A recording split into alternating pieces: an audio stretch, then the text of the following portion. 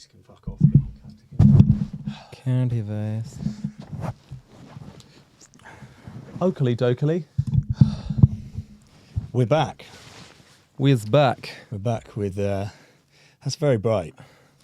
What is? The thing. Oh, the overhead. All right. Cool. Studio life. We're back with. It's just genetics. What's been going on with your week? I feel rough today. I'm hungover. I fell off the wagon. What's so? As in, you've been trying not to do. Yeah, well, boozy. I just think I've been just consistently kind of just like falling off a little bit, and I've got to a point where I'm like, okay, probably should make a change, because I'm feeling a little bit sorry for myself. Yeah, I think it's fair enough. That's something that we were discussing before. Yeah, I think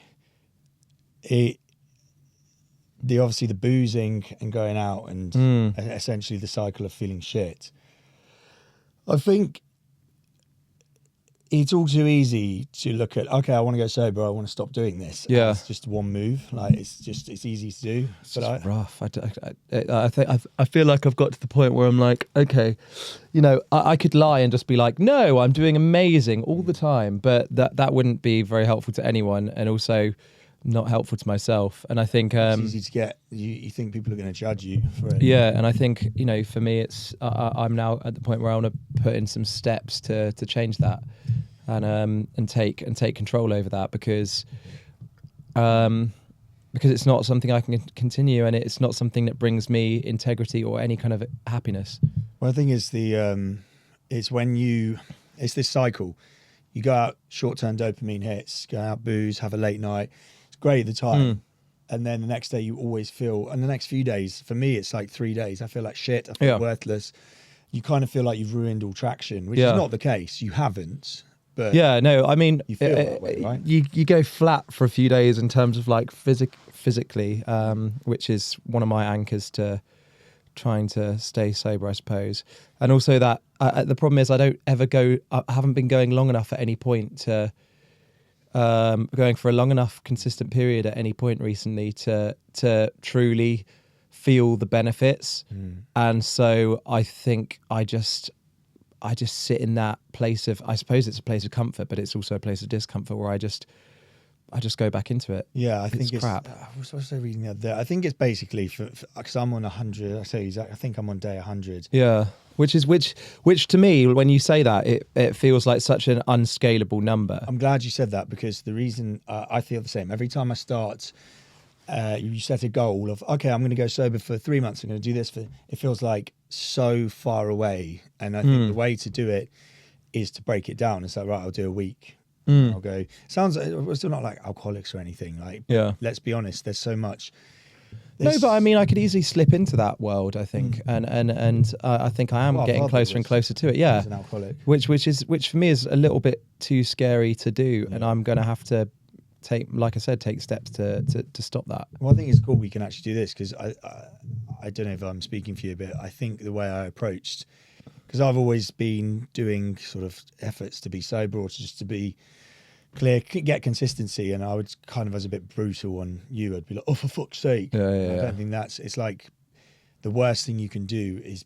Well, that will always make me go harder. Yeah, which is the problem. Why? If someone tells me to calm down or to not, or tells me not to do something, it just makes me want to do it more. Why?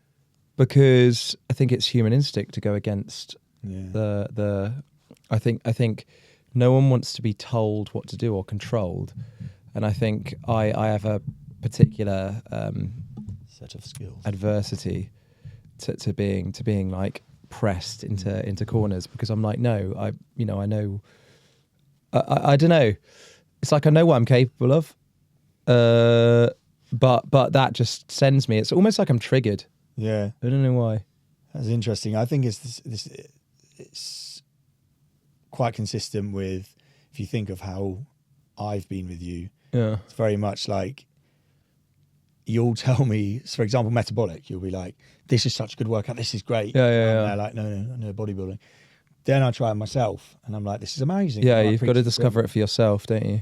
Yeah, and I think that's something, because now I've reached, this is the second time this year I've done 100 days off. Not me being like, yeah, I'm just saying what I... Oh, it's impressive. I mean, it's really cool. It's not me saying it in that manner. I think what I've learned from that is it's never just, okay, I've decided I'm not going to do this, or I've decided I'm going to do this every day. It's like, you are going to have hiccups. Yeah, I feel like I've been kicking the can down the road every week. I'm like, well, next week I'll go for like 2 weeks without anything, and then I don't, and then I'm like, it's always just like. But from my perspective, I don't think you truly set the boundary in your head. I know, probably not.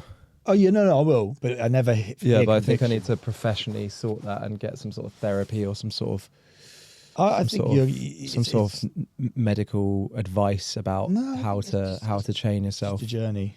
Maybe, yeah. I mean, it is a journey, and I'm not as confident that I can like stop partying as I used to be, but I think I need to build that up by just day after day. And I think the best from my experience, again, all of this is just coming from what I've experienced, was helpful. Yeah. Genuinely, you don't have to cut these friends off, but for me, what's worked is looking at where are my triggers, where was I, like I used to live with someone, as you know, I'm not going to name him, who was always, he partied. Yeah. Every time. What that did was make it seem less bad, abnormal when it happened. Yeah. So the idea, it like normalizes that kind of way of being. It's the environment you're in. Exactly. If something's normalized, you're going to go, well, what's the harm? So if you hang around certain people, whether they're good friends or not, if they are doing things which you don't want to do, you're putting yourself in a losing position. Yeah. And I think right now, whilst everything's quite like up in the air, it's very easy to go, well, I've got nothing on, so I'm just gonna rather than focus on like what could be. You don't know what's coming up, so you're like, well, if I have no idea what's coming up, I don't have nothing to prepare for. So I need to find things to prepare for, or anchor myself. And I think particularly with this podcast, I think what I was just thinking about it then, if I mark it today as a day I start, yes, great idea, as a day I start to just completely distancing myself from all that kind of that lifestyle, or that alcohol, drugs, whatever it may be, then at least I have something that's tangible that sets the mark, rather than me just going one day, I'm just not going to do it. I was actually going to say, I think it's a really good idea. I saw Tim Ferriss. Just mark the date today.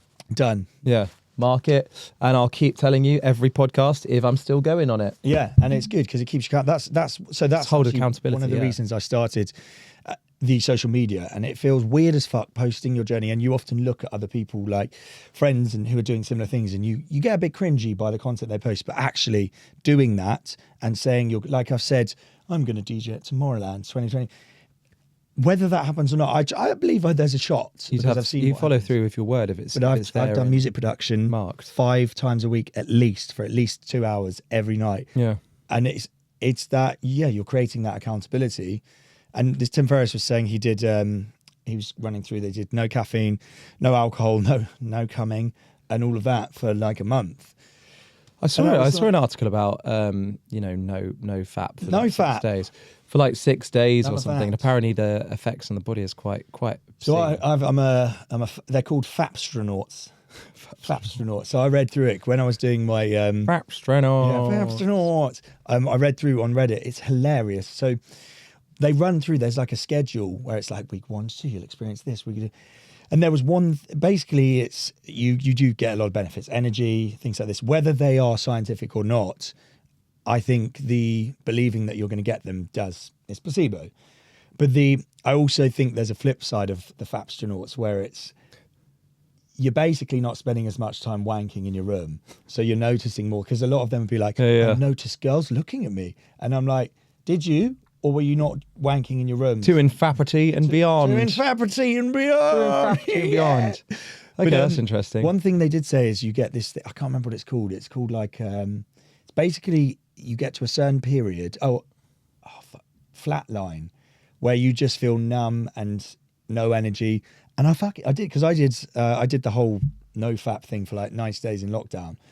And I did it. And I remember there was a period where I was just like, oh no. You like, it was shit. And then suddenly you come out of it and you feel great. Again, could be because I read it beforehand. Maybe. But check Reddit out. I think there's a lot of power in the mind in terms of like, you can convince yourself of certain scenarios in your head. that then kind of come out physically, and I think your mind can shape your physical reality as well quite strongly. I agree. I think that's why it's important to check who you're hanging around with, because if your friends are constantly, oh, this is so shit, you notice, you start to be like, oh. So I've flipped my mindset recently. Well, there's negativity studies that have been done about people who hang out with people who are, who are being negative, and it shows. I can't remember. It was like a test or something, and or like sports or something, and they were doing this test to see how it would impact the people in each group, and the positive group would be like something crazy, like 60 to 75% better than the group that had the negative people in. Well, if you think about you kind of have to have a blind delusion to go and start your own business, because this stat really pisses me off whenever you used to talk about it. Our parents did it, friends. You'd ever talk about starting a business, and particularly in Britain, America's different. People would be like, well, did you know the stats are that only 3% of entrepreneurs actually, and you're like, fuck off. That's a stupid thing to be preaching out there. You should be going, well, actually, what about the entrepreneurs who failed 4 times but then made it? Because I know loads of people who failed, loads of entrepreneurs who they failed 5, 6 things. There's a lot of information out there deliberately to stop people from motivating themselves to get to the same place as these people. And I think I'm convinced it's so that the competition in that area stays relatively easy compared to if everyone thought they could do it. Well, what about the flip side, the movement of everyone on social media, all these entrepreneurs putting out advice? Well, actually, they're just boosting their own. But the advice they give, you know what? Like I've been watching a lot of kind of financially successful people on Instagram recently, just to kind of absorb like ideas and things that they do. And some of the shit they come out with, I mean, it's He's it's helpful. referring to Alex Hormozy. No, that's one of them. But there was another one I was watching recently. Not Timo, the black guy. Yeah, I think so. Yeah, so I watched him. Really good, really amazing, an cool inspirational dude. But coming out with, well, if you're gonna, you want to sell something, sell really high ticket things so you make loads more commission and loads more money. And you're like, where do you even start with that? Like, I can't just go buy cars and sell them, or I can't just go buy like a bunch of things and just sell them. This is where me and you are quite similar. Is a lot of throughout my youth, I would, I was always into business, but I would go, I can't possibly do that. And actually, if you actually go and look at or break something down, right? How would I do that? Okay. So there's loads of ways to go and get that. You could get a loan. You could start saving money. There's ways to do it. But I think the fact what they tend to do, like a lot of courses, is leave out that bit of information. Like, how can you go and achieve that capital? And that's what I really struggled with as well. But if you break it down, normally you can start to see how to do it. I mean, that's a bit of a ridiculous example. Like, just go and buy a yacht. And just go sell yachts. But at the same time, how? If you put yourself, for example, a lot of people move to Dubai, they're instantly in a network where they're around people who are actually doing this stuff. Right. They can get the answers.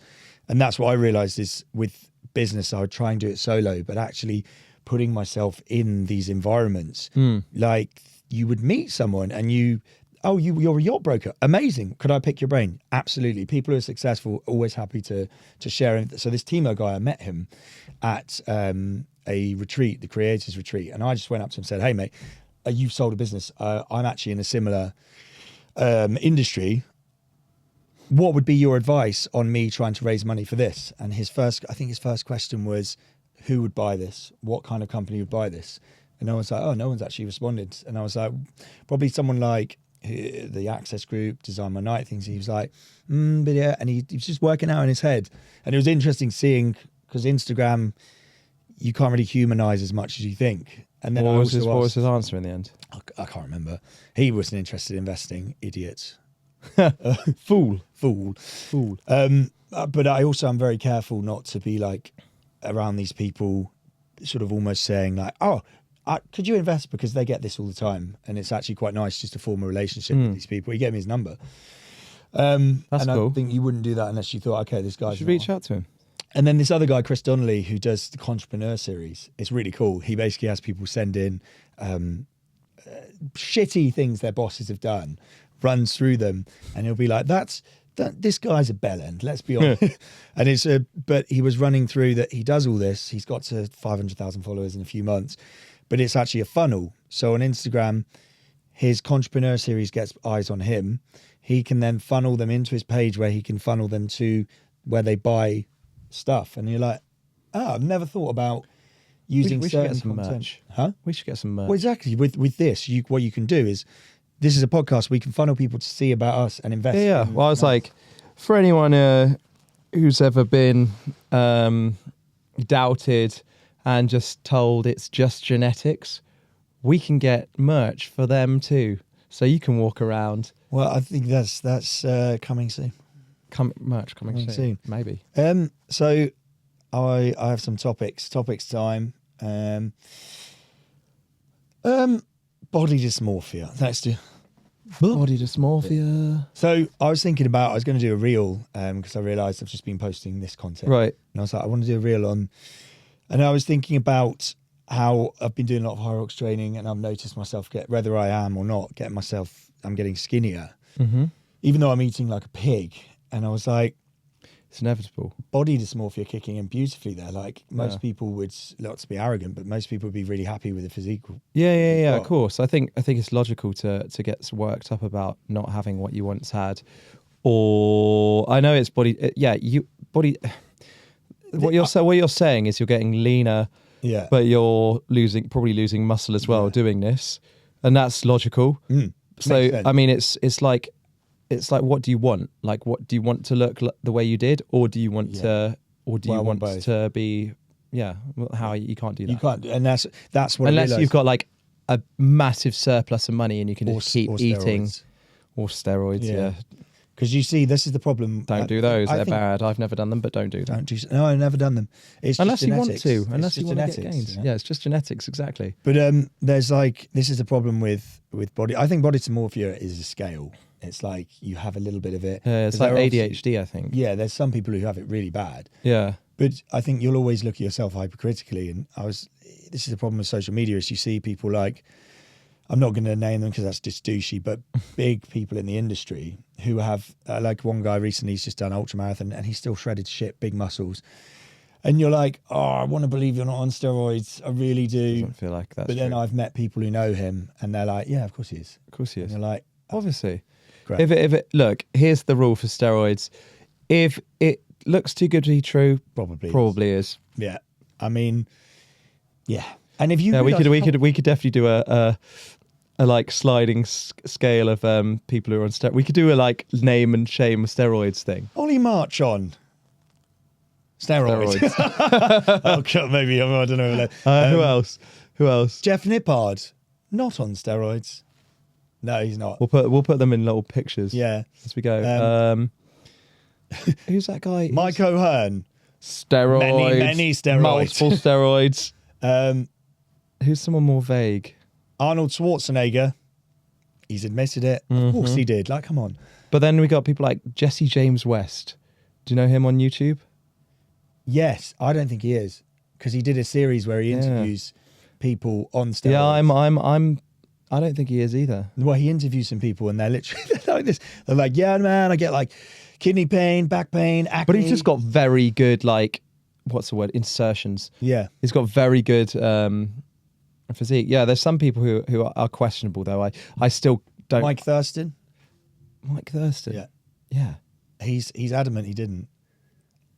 I don't know. I think because he Shut up, stayed. Mike. I really like. I think he's awesome. Mike Thurston, come on. I think he's got the most aesthetic physique. Steroids. I don't know. Who else? What do you think, everyone?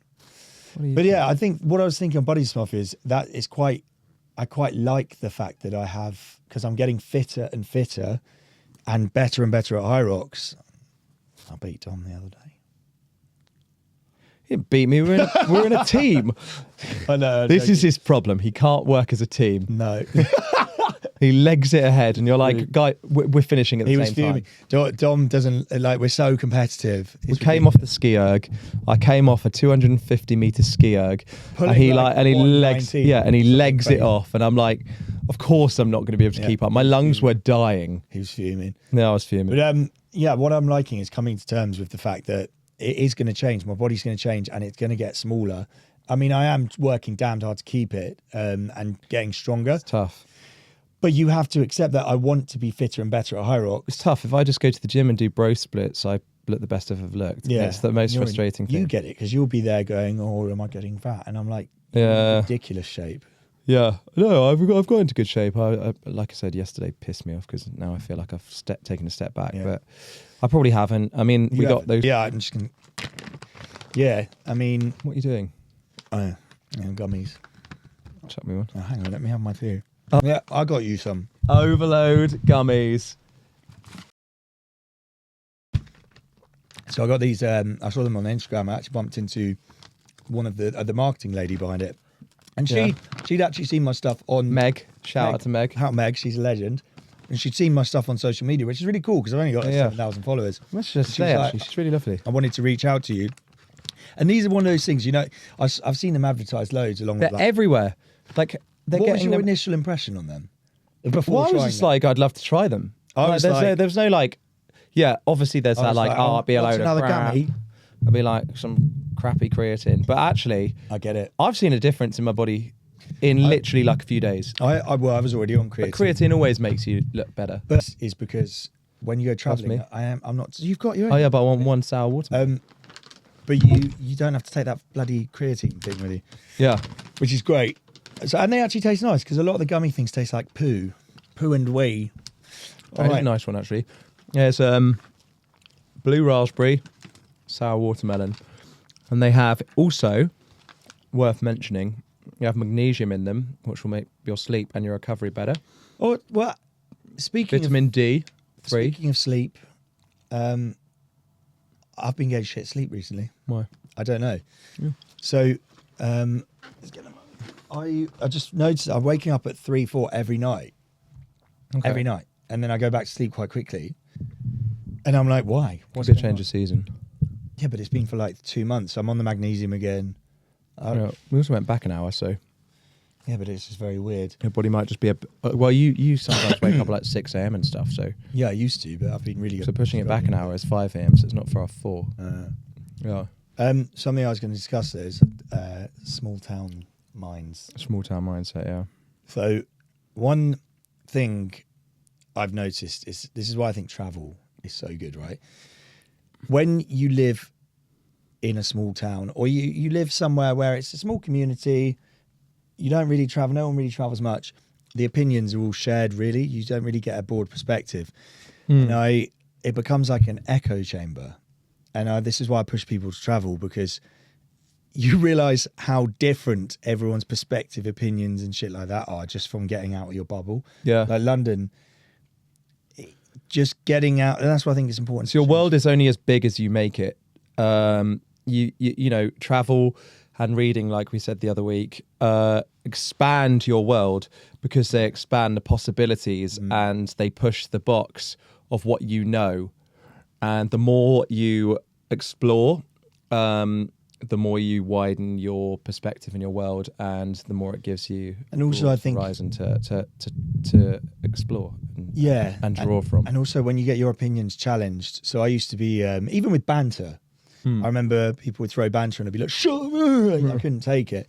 But you realize when you get it thrown at you more and more and more and challenged and challenged and challenged, you start to challenge your own thoughts. And I think it's so important to challenge your own Yeah, thoughts. it's good to be uncomfortable, so you can Yeah. so you can learn to be comfortable in the uncomfortable. Yeah, it's like unlearning.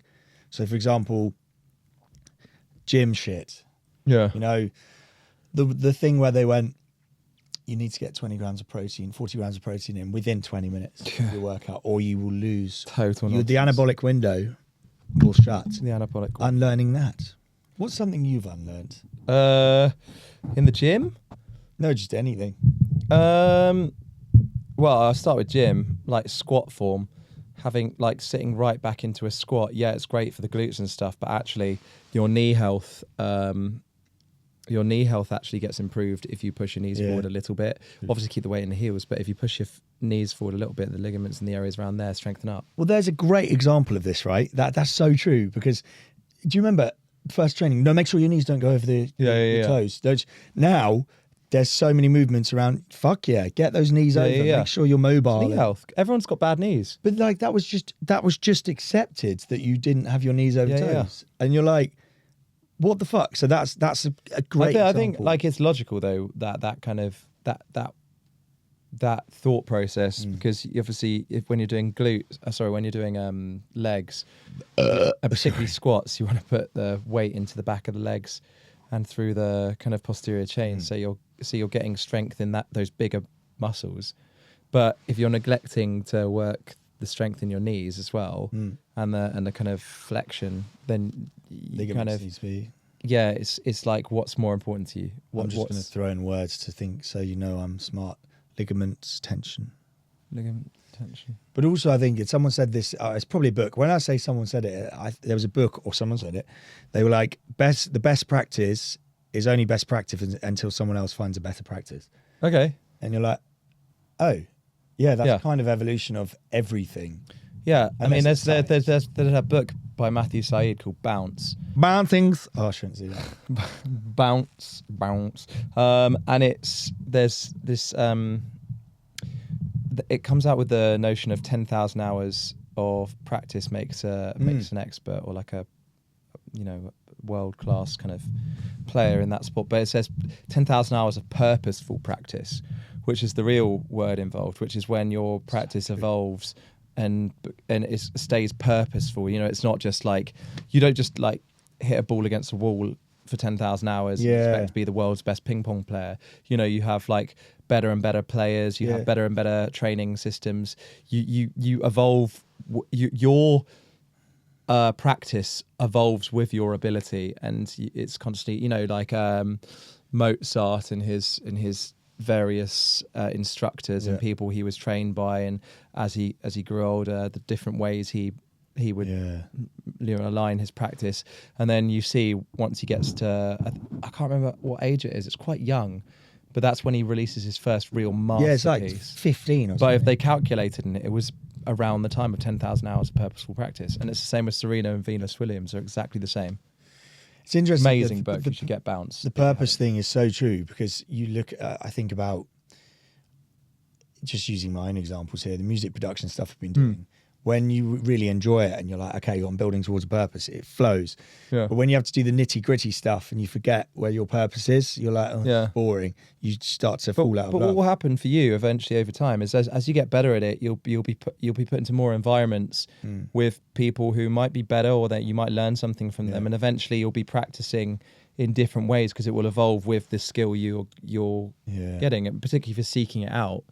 There's going to come some point where this tutorial or whatever is going to become obsolete to the other stuff you're doing. Tutorials already have.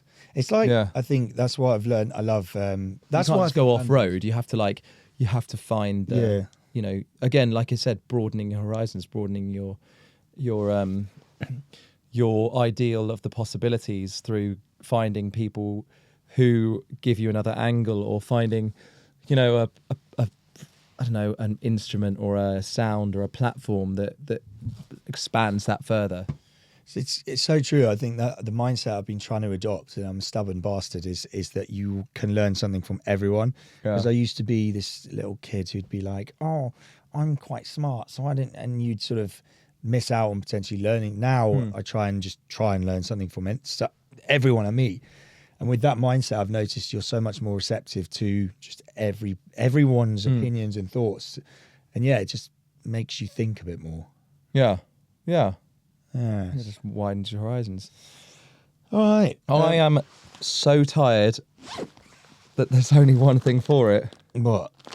Seasonal sweets! You whipped it out very early. I know. It's time for another episode of Seasonal sweets. All right, I'm not going to lie. I didn't remember to buy any this week. You screwed it.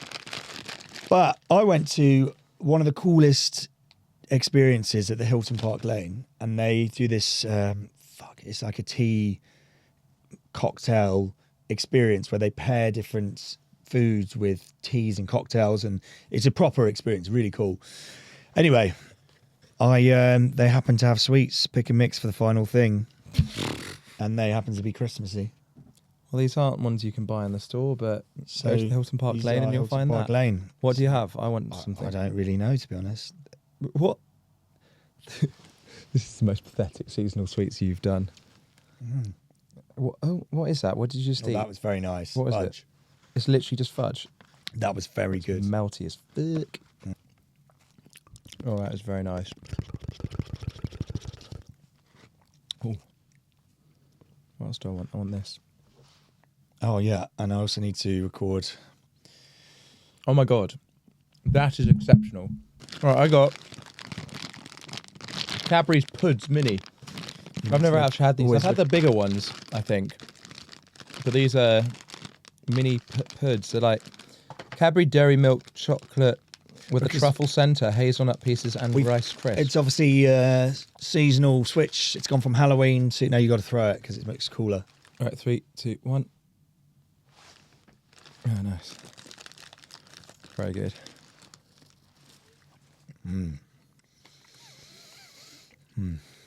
That's very nice. Slightly crispy. Oh, that's Moorish. That's very Moorish. I could eat 50 million. Do these have crack in them? I do. I've heard. That's a big yes. That's Virgin Your ones Tea. are your ones like. I'm tempted to go brother just because you didn't get a seasonal sweet. Brother. You today, They're brother. good. They're very good. I'm hungover as well. I know. I remember seasonal sweets. Yeah, that was poor from me. It's all right. Don't worry. 'Tis the Now, season. something I've got a bone to pick with. I'm sick and tired of seeing everything labelled with high fucking protein. Oh, it's a lot, isn't it? Yogurts. Do you know what? I bought a load. I bought loads from Lidl, Yeah, it sells it to me. but I left them on the train. They had a high protein tiramisu. 10 grams of protein. I'm like, firstly, bollocks, there's not. Then I had protein yogurts, which is fair. I like a little pouch. Yeah. Protein coffee. Like, fuck off. I had a protein coffee once by what they called what's a protein Rain? company? Reflex. Reflex. Flex. it was a Did someone protein- say flex? A protein coffee. It was so good. Yeah. It was so good. They are, I mean, listen, I literally am a sucker. If it says protein, I'm like, oh. There are things that I'm not really a fan of protein. Like when they're like pizza, protein pizza, you're like, protein bread, bore off. Yeah, protein. Or there's my favourites when you got the little cartons. I think they used to do this. They'd have little cartons of clearly semi-skimmed milk, which had 1 gram more protein than semi-skimmed milk. And you're like, so I don't know, this protein movement is a You bit just drink ridiculous. chocolate milk sometimes to get your protein. I still do. Yeah. Mate, chocolate milk. How serious is Life hack. After a High Rocks workout, bang a massive carton of Sainsbury's chocolate milk. Boom. Oh, also, my God, M&S do a Belgian chocolate milk, It's good. but now they're doing the big one. Okay, fair. It's a joke. That's fair. As I've seen. So yeah, protein stuff. Now to get back onto some interesting topics. I was having to think about social media and why it's actually how it can be so dangerous, particularly as we've got a new president, Donald Trump. He's back in the White House, and I think, listen, half of America voted for him. I'm not getting into politics, but I think social media had a big play on that. And the reason I think that is well, there's evidence, but also the problem. It's a silent majority that voted, I think. I think people are sick and tired. We won't get into politics. That's not what we do on this show. I suppose people are just sick and tired of... Look, these are just my opinions. I have no idea. I think people are just... Speaking of triggering social media, let's do that now. Yes? Speak. Oh, Yeah. so people are just... I think people are sick and tired of the establishment constantly telling them what to do and telling them that they're idiots and blah blah blah blah. Like there's been this kind of I guess it happened here as well. The Tories just thinking thinking that they're superior and elite. I feel like both the parties, GOP and the Democrats, they're both they both think they know best. And I think it's that air of them thinking that they are the elite and they're the better people, or like what they present across makes them seem like we deserve to govern you. I think any party at this point, particularly in this point in history, are going to be up against it. The Democrats, unfortunately had Joe Biden at the end, who basically just lost cognizance. It's actually mental, because if you think about it, I don't think many. He's still the president. He's hands over now, doesn't he? Who have you heard from Joe Biden for the past 5 months? No. No. I just love when Donald I feel Trump really bad is for the man. I don't even think he knows what he's saying right now. He did, and he had no And he idea what he was genuinely saying. had no He had idea. no idea what he was saying.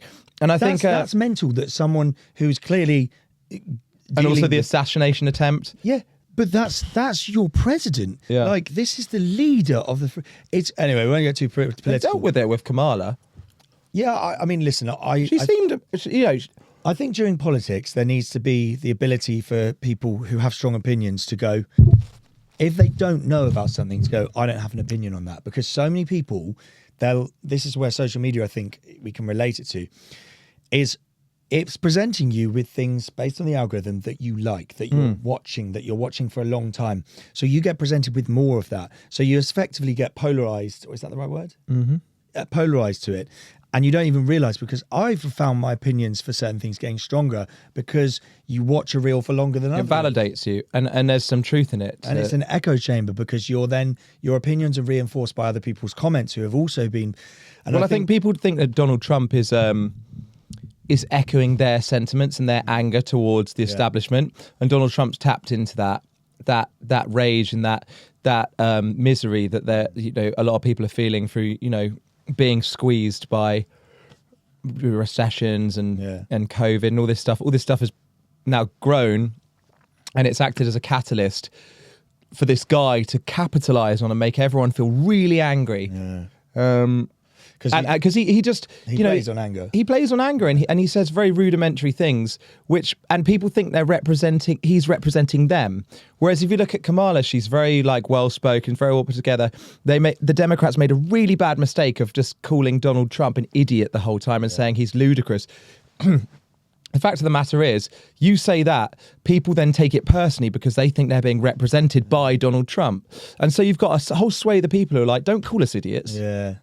Absolutely don't call us idiots. That's fair enough. Why wouldn't you vote against that? And that's the thing, because you become so vigorously. there's no element of, it's not like a scale. You're like a bit Democrat, but people are and the problem with that, I think, is, and I find myself doing it, is if someone has an opinion that comes from the other party, you're like, you're wrong. You're a bigot, and you're right.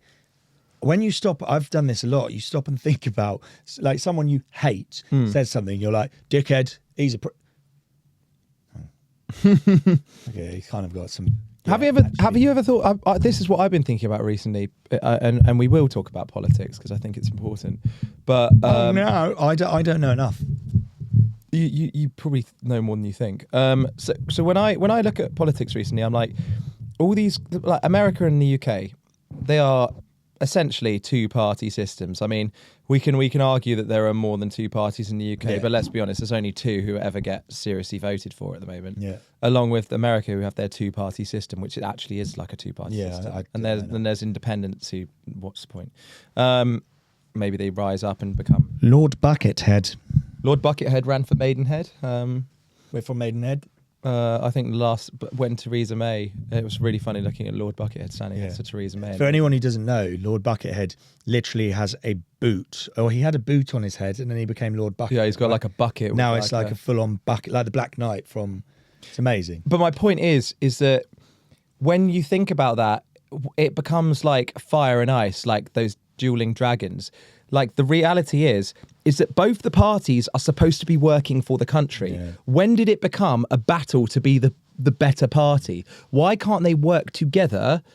Even if one's not in charge, they should both be suggesting things that benefit the country rather than shitting on the other side. I think and that's what happens with Kamala and Donald Trump. They just shit on each other. That's all politics. I think you're right. That might be why nothing ever fucking gets done. How are you meant to run a country if no one who's running the country is working together? Yeah, and they disagree so monumentally. It's so bonkers. If you're looking at Romans and the most successful parties in the the Roman Empire, you've got Marcus Aurelius working with his co-commander on who ran the war side, and he ran the academic side, and also the what's it, I can't even go to it. But anyway, you had two people working together for the greater good and covering more sides, more angles. It's black box thinking by Matthew Said. You know, it's that having the other angle to help a country run better. I agree. Why can't we do that in the UK? We don't. They're just shitting on each other, and it's the same in America. You know, by the way, I don't endorse either. I don't endorse Trump We're allowed very to, much. but I think people need to something. I think he. You're allowed Some of to the have things he opinions says are of things. totally repugnant, and he's a bad. You know, he's a bad You need to let example. people have their opinions. And I think this leads me on to another topic. I saw an Instagram the other day, and it was there is diversity of everything, but diversity of thought seems to be shat on a lot. Unless you think and I think people I've certainly felt on certain topics scared to voice my opinion in fear that I'll be called some left extremist or something like that. And you're like, it feels like it's harder to speak out on what you actually feel, because rather than, well, let's discuss, it's you're wrong, you're a bigot, I'm going to cancel you. Yeah, what makes you think but what makes these people think, like, I've seen a lot of people, particularly musical theatre and stuff, because musical theatre people tend to lean towards the left, going in like big apologetic statements to America about how sorry they are. I've seen that a lot as well. How sorry they are to the Americans. I'm like, over half of them voted for Donald Trump. Who, like, what, are you apologising to that minority who didn't? I don't get what they're saying. Yeah, but I think the thing you just said there is I don't understand, and I think that's where those people might have been affected more by certain things. Yeah, like reproductive rights with Donald Trump is it's really horrendous. He's been on record to say that women who get abortions should be punished and things like this, and it's really backwards. But again, you look at it and you're like, they're playing to their crowds. They're not. They don't. Do you think Donald Trump actually believes this? I don't know. Well, this is it. Just to take us away from politics, I'd like to talk about a scenario where I'm going to explain the flatmate situation again, but his wages were late, and I was like, oh, you've never been late to pay. Everyone would send me money, I would pay the rent. And I was like, okay, cool, I'll cover it, because I know there was potential of us getting a fine. So I paid it, and then several months later, he still owes me like 400 quid, 300. I love how you're calling it out on the podcast. Yeah, That's amazing. Give him his 350 quid, or we'll break your kneecaps. But you know what? The reason through all of that, there was a constant defence of why he couldn't pay. This person couldn't pay, and the main thing I realised is, all I wanted was for him to acknowledge how much he's put me out, because I had to borrow from my grandmother. It was a stressful time enough with money. And I was talking to a friend recently about this. And I think a lot of the time when someone's wronged you, what you want is for them to just acknowledge how shit it is for you. They don't give a fuck about that apology. They just want you to go, you know what? You have been put out big time, and that must feel shit. And I can see that now. And I think that's so true for a lot. Shame is a very powerful emotion. And I think I know, like even talking to you earlier, saying I had a night, the sense of shame that was stopping me from saying it, because I was so like worried that you'd be like, idiot. Because I used to judge, but I realise it's hard. And it's just like yeah, I felt so ashamed, and that's one of the constant things that often stops me from being vocal to anyone or say anything. I tend to like to run away or stay in silence when shit's hit the fan. Yeah. What? Because you're ashamed? Because I'm ashamed. Because I it's not that I want to upset someone more. It's just I actually don't want to. I don't know how to deal with it. Shame is horrible. It's shit. It is. You're right, because it will make you lie to people you care about. It'll make you lie. It'll make you like. Yeah. Last year, during trying to get sober fully, I had a big night and I ended up missing something important, and the shame I felt was horrendous. And I remember just thinking, I never want to feel like this or feel like my friends are going to judge me so much. And normally they don't. If they're your friends, they won't. They'll understand. Like I'm like, let's go for it, dude. But I think it's a powerful thing, and actually saying that out loud, that's probably why he never really just apologised. He says he did, but anyway. Yeah, but it brings us onto that. You know, it's you mentioned our father earlier, and it's something we don't ever talk about. It's something, you know, talking about it on a podcast is like, I don't mind.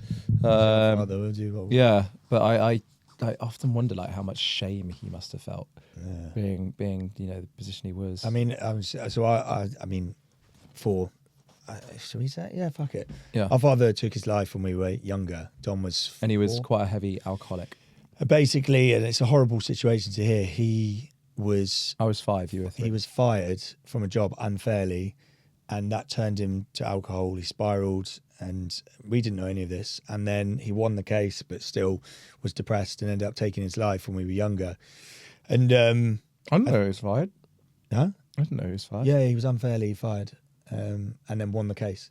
Oh my God. Yeah, I'm pretty certain that's correct. But anyway, yeah, I think you're right. You never really think about the amount of shame he must have had from being an alcoholic, because the drink, I find, even just us, when we go on a big night, it's only been in our sort of later 20s, early 30s, I started to feel shame about these things. I never used to feel shameful in my early 20s. And I think it's because we're actively not wanting to do it. You know that it doesn't push you forward in any way. It doesn't make you feel better. And it takes you away from your goals. It makes you feel stagnant. So I can understand the shame being there. So yeah, to be doing it on a daily basis where you're dropping your dopamine level. Yeah, I cannot imagine. Well, I don't know if he did drugs or anything. I can't imagine. I don't think he did. Who knows? You know, we'll never know. Drugs is a very Gen Z thing. Yeah. Oh, I don't know. I mean, but I found that whole like it makes me feel a bit like every time I do any like big nights and stuff, it goes, oh God, this feels like I'm getting closer and closer to his mindset. So that scares me a bit, and that's why I'm like, I need to take. I think it gets to a point where you go enough's enough, and it did for me. I had a massive. Yeah, you've got to just do it, don't you? And but yeah, I think it's also like you said downstairs. It's the environment you put yourself in that's key to getting out of that. And I think setting healthy boundaries, like your friends. I've said to several friends on nights out, listen, I'm not drinking because I don't trust myself to not escalate it. And every good friend understands. And I think a good friend will understand. They will. I think. And they shouldn't enable you. No, that's true. That is true. And I think, you know, I could do more to get myself out of those situations in the first place. I think, as you said, having something to look forward to. But you said it on this podcast now. Yeah. Well, exactly. This is the marked podcast where I'm going to stop. Exactly. I'm going to go to some sort of meeting tomorrow, I think. Oh, that's good. Proud of you for that. That's good. Yeah. All right. Where are we at? Now. What are we at? 55. We've got 5 minutes. Have you ever tried a dopamine detox? No, what's that? It's where you basically you detox from anything that's dopamine inducing, and obviously social media has defined what that means. So it's like wanking. I love how that's the first thing that came to mind. Social media consumption, coffee, and you basically detox from it all. And then the idea is that your brain upregulates the receptors for dopamine, and you get more happiness out of the rest of your life when you come back to them. Okay, yeah, I'm definitely down for that. I mean, I wouldn't do a full dopamine. I think what I'm going to do is I'm gonna get my phone out of the bedroom, and only touch it when I go downstairs, and maybe buy myself like an alarm clock. My friend Alicia was talking about that. She was like, she bans phones from her bedroom. Yeah. And you wake up and you don't feel any kind of. Apparently, before you go to bed, it attaches to like, it makes you depressed if you are on your phone before bed. I think consecutive use. No, apparently, like literally looking at blue light and that phone before bed can literally send you into a depression. I don't think it for everyone it's like that, but it definitely plays with I think they're called the corneas in your eyes, and mean that you don't produce the melatonin right needed to send you. So melatonin is responsible for sending you into that state. Yeah, I did read there's something about it actually makes you sad. Yeah, it probably does. Yeah, but I think that's more the scrolling of content, seeing everyone smashing it all the time. Yeah, maybe. I'm kind of immune to that now, but all right. Well, family stories. It's time for some family stories. So, Mother has provided me with some absolute gold again. She's Classic. shout out, Mum. We love you. I can tell she's enjoying this as well. She sends me like really, and you can see She the loves being excitement. involved. So, Should we bring Mum on the podcast? Should we actually bring Mum on? So we've got. Oh, firstly, Dom, where's my advent calendar? He's eaten it. I knew he was going to eat it. Eaten it. No, it's in my. It's in my other bag. It's in my tote bag. I've actually brought it to London. I'll bring it to the next podcast. Grow up. We've got days until December. Yeah, I'm 31. So, also, when you two, I'll read it in Mum's voice. Shall I? Is there any other one? Here we go. So, firstly, shout out to Alex and Tamsin, our auntie and uncle. They love Haribo. They actually had a Haribo ice bear at their wedding and Haribo bears on all the tables, which I think is elite. And she goes, please mention how your uncle's Haribo-themed wedding. Also, Tamsin cured my altitude sickness with Haribo apple Mau Mau, brackets, not correct spelling. Mawam. Is that Mawam? Mawam. And then she went, when you were little, Oliver, you had a lisp. I didn't know this. Did I have a lisp? Can't remember. And she goes, you couldn't make the fl. Oh my God, I just lisped. You couldn't make the fl sound, and you would say slur instead. So I took you to McDonald's once and they had loads of balloons and flags for the kids to take. You said at the top of your voice, look at those slags, mummy. Bit embarrassing as everyone turned around. Look at those slags. Look at those slags, mummy. And nothing's changed. Nothing's changed. And then McDonald's. also, when you two were naughty, we knew stopping pocket money worked with you and making Dom do chores worked for him.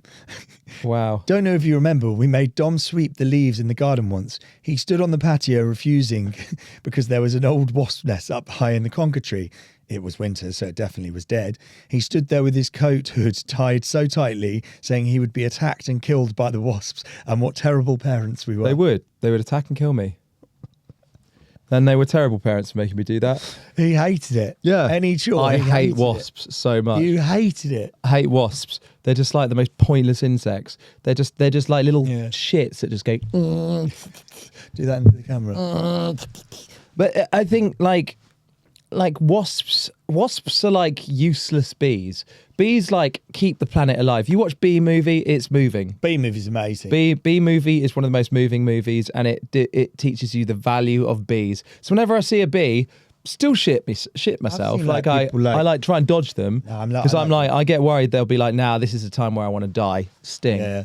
Because they die when I've they had a sting. bad day. Yeah. Imagine like you kill yourself because you've had a. Oh, We've gone deep. that was We're dark. referring to bees.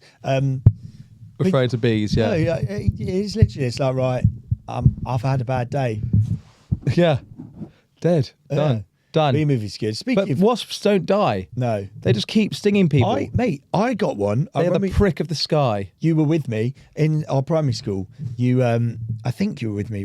There was a wasp nest on the floor by the pavilion, and we started, of course, throwing logs in it. And we threw logs, and obviously they're like, fuck you, chased us. We all ran away. And I remember loads of us got stung. And then I was queuing for a music lesson, and I was like, brushed my ear. A wasp had been stuck there and had stung me like 3 times. I remember this. And I was like, oh, Yeah. shit. We were all throwing like stuff in the Yeah, wasp yeah. nest. It was like a fun game. It's and pretty then stupid. everyone got stung. Yeah, everyone. Yeah. Everyone. Nurse's office. It was funny though. It was good times. Good times. Do you remember a Reading Bluecoat when we went there, and there was like the mud hills, The mud hills. and we sent a mate John Valenti down in a kayak and like pushed him down from the top, and he like did a full barrel roll. If he had continued on the upside down, he would have died, or very harshly. And we were literally like watching like.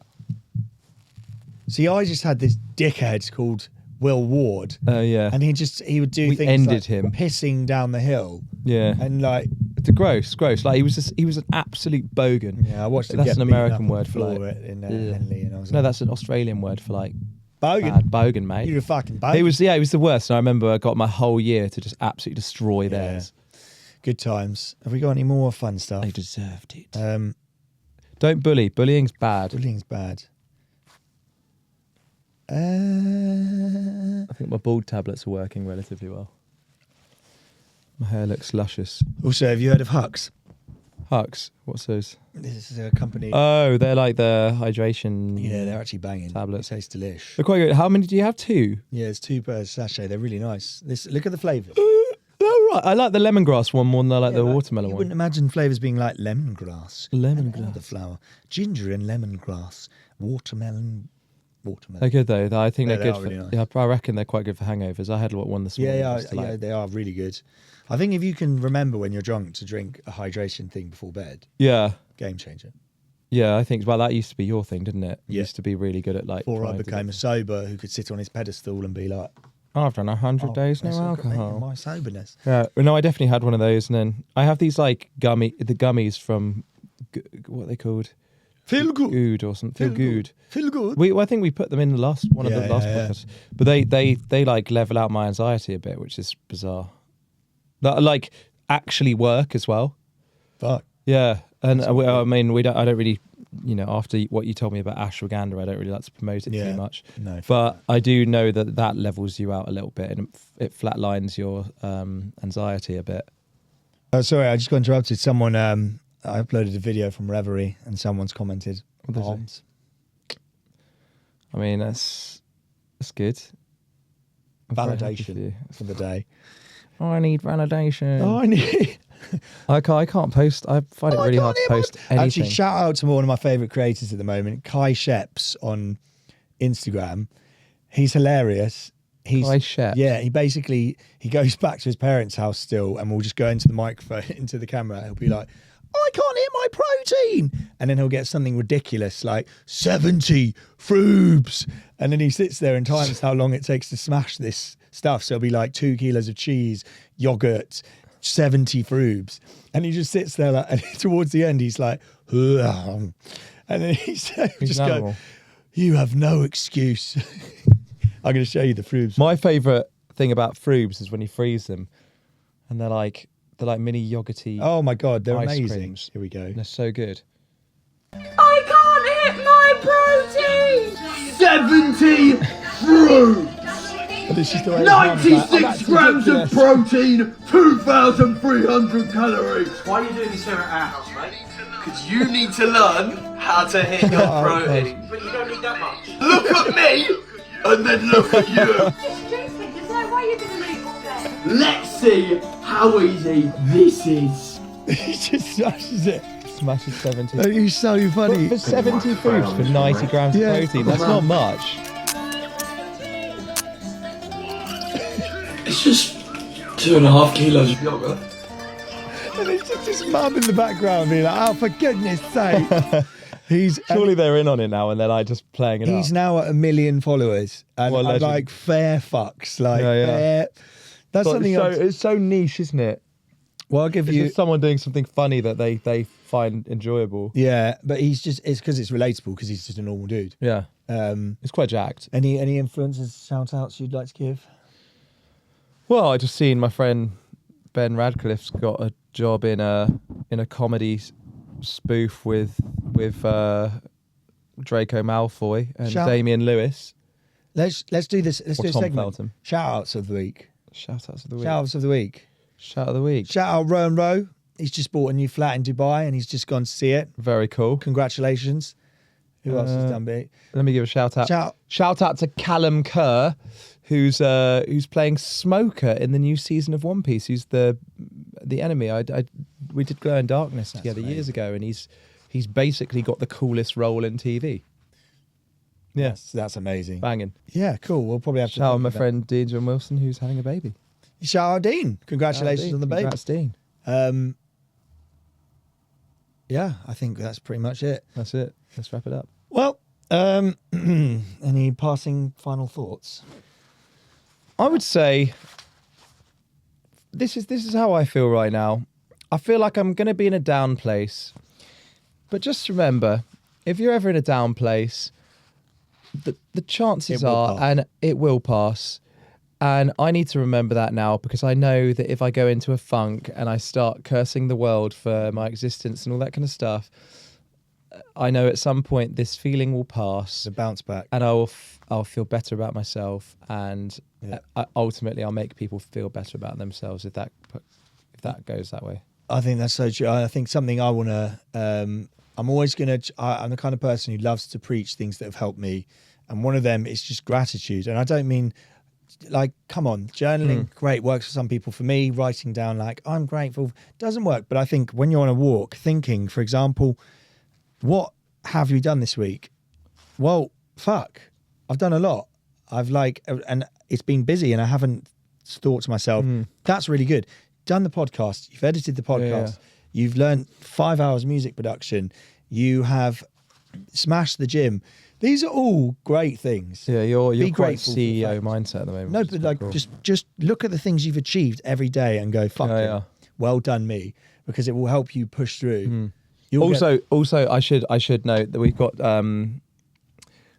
if any of this stuff, talking about suicide, talking about drugs and alcohol triggers anyone, we've got numbers, suicide prevention line, and also ask Frank down below. So yeah. Cool. And that's all for It's Just Genetics. We'll see you next week, where we'll have the Love Doctor on. The Love Doctor.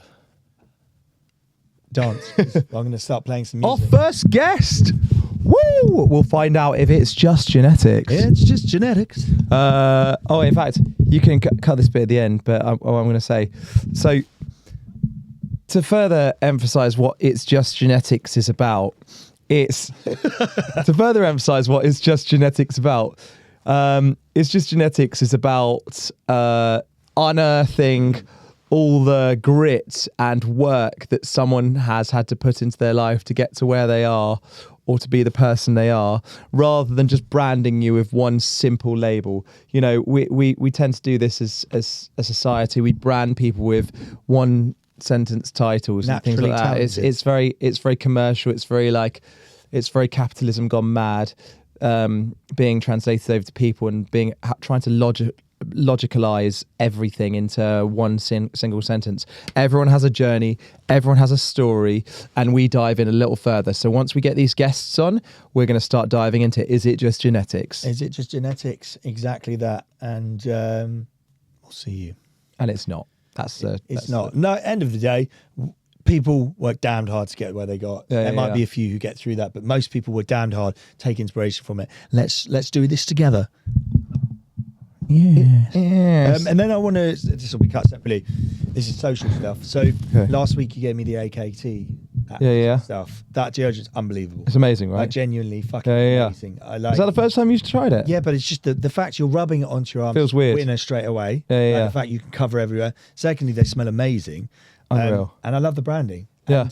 And, the girl I met... It's classy, isn't it? I bet the girl behind Hux, Maddie. Oh, yeah? And she was talking about how she wanted to almost take inspiration from what they'd done with getting ACT into the theatre world and how it is helping everyone. And I thought that shows you that they nailed their message. Yeah.